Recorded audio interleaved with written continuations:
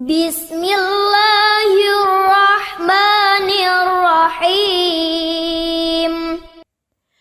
Assalamualaikum warahmatullahi wabarakatuh. Kaifa halukum? Bagaimana kabarnya anak-anak ustadzah yang solih dan solihah hari ini? Ustadzah doakan anak-anak selalu dalam keadaan sehat. Nah, hari ini kita akan belajar mengenai manfaat tumbuhan bagi kehidupan manusia, yaitu tema 3B, subtema 3. Nah, sebelum Ustazah menyampaikan materi, boleh disiapkan bukunya terlebih dahulu. Jangan lupa berdoa, dan yang terakhir harus tetap semangat. Nah, tahukah kalian, Allah menciptakan berbagai jenis tumbuhan yang bermanfaat untuk kehidupan manusia dan hewan. Selanjutnya, tumbuhan juga merupakan salah satu sumber kehidupan. Tumbuhan memiliki bagian-bagian seperti akar, batang, daun, buah, bunga, dan juga biji. Nah, tumbuhan memiliki berbagai macam manfaat. Kira-kira apa saja ya manfaat tumbuhan di sekitar kita?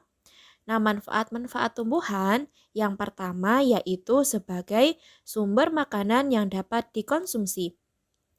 Tumbuhan banyak mengandung vitamin, protein, dan karbohidrat untuk kebutuhan tubuh kita. Vitamin banyak terdapat pada buah-buahan, protein banyak terdapat pada sayuran atau tanaman kacang-kacangan, dan karbohidrat terdapat di tanaman padi, jagung, dan umbi-umbian. Kemudian manfaat yang kedua yaitu tumbuhan dapat membuat udara sejuk. Nah, masih ingatkah kalian pada proses fotosintesis kemarin? Pada siang hari, tumbuhan melakukan proses fotosintesis, yaitu proses pengambilan karbon dioksida di udara, kemudian tumbuhan mengeluarkan oksigen yang membuat udara sejuk. Selanjutnya, manfaat ketiga yaitu sebagai tempat berteduh atau pelindung dari sinar matahari pada siang hari. Pohon yang rindang sangat berguna untuk melindungi kita dari sinar matahari. Meskipun sinar matahari pagi sangat berguna bagi pembentukan vitamin D bagi kita, namun sinar matahari pada siang hari dapat merusak kulit kita. Sehingga pada siang hari ketika kita berteduh di bawah pohon akan terasa sangat sejuk. Manfaat yang keempat yaitu dapat dibuat kerajinan tangan. Contohnya, rotan dapat dibuat menjadi meja dan kursi, kayu dapat kita buat menjadi gantungan kunci, dan lain-lain. Selanjutnya, manfaat yang kelima yaitu dapat dijadikan sebagai peralatan rumah tangga. Contohnya, kayu dapat dijadikan sebagai meja, kursi, dan lemari, gayung, sendok, dan lain-lain. Manfaat yang keenam yaitu sebagai bahan baku pakaian. Kok bisa ya Ustazah ya? Nah, sebagai pakaian yang kita pakai ada yang terbuat dari tanaman, yaitu tanaman kapas. Kapas akan dipintal, kemudian ditenun, lalu menjadi kain, kemudian dijahit dan menjadi sebuah pakaian. Selanjutnya yang ketujuh, sebagai pewarna alami. Warna kuning dapat kita peroleh dari kunyit. Kemudian warna hijau dapat kita peroleh dari daun pandan, daun bayam, dan lain-lain. Warna merah dapat kita peroleh dari cabai, tomat, dan buah bit. Dan warna oranye dapat kita peroleh dari jeruk. Mungkin kalian bisa menemukan warna-warna lain yang berasal dari tumbuhan. Masya Allah ya, ternyata tumbuhan banyak manfaatnya. Selanjutnya, manfaat yang kedelapan yaitu dijadikan obat tradisional untuk kesehatan atau toga. Toga kepanjangannya yaitu tanaman obat keluarga. Contoh dari toga yaitu kencur. Kencur dapat kita gunakan untuk meredakan batuk. Kemudian kunyit. Kita bisa menggunakan kunyit untuk meredakan demam, radang gusi, dan radang tenggorokan. Kemudian jahe. Jahe dapat digunakan untuk mengatasi gangguan pencernaan dan menghangatkan tubuh.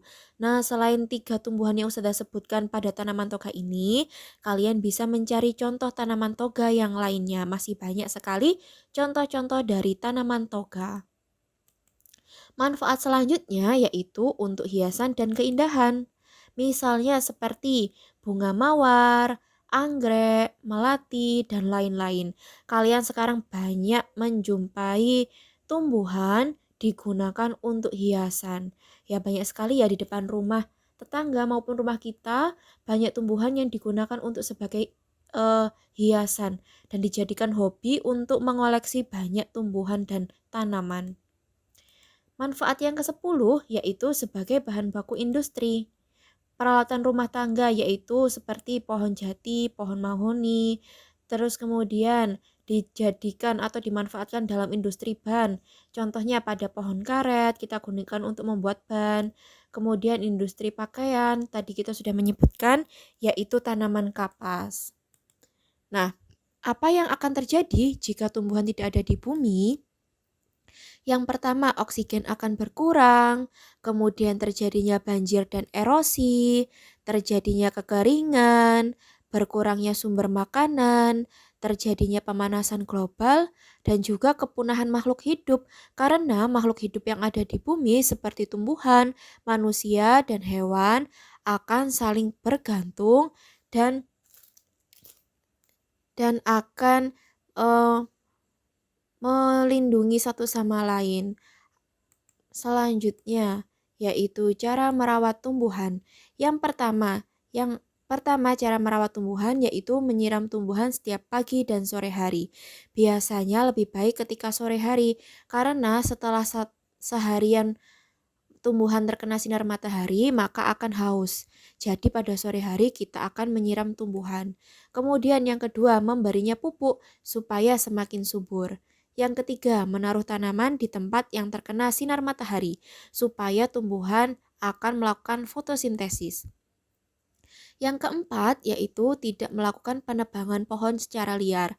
Jadi kita apabila akan menebang pohon, maka kita akan melihat usia pohon terlebih dahulu supaya pohon tetap bisa berkembang biak.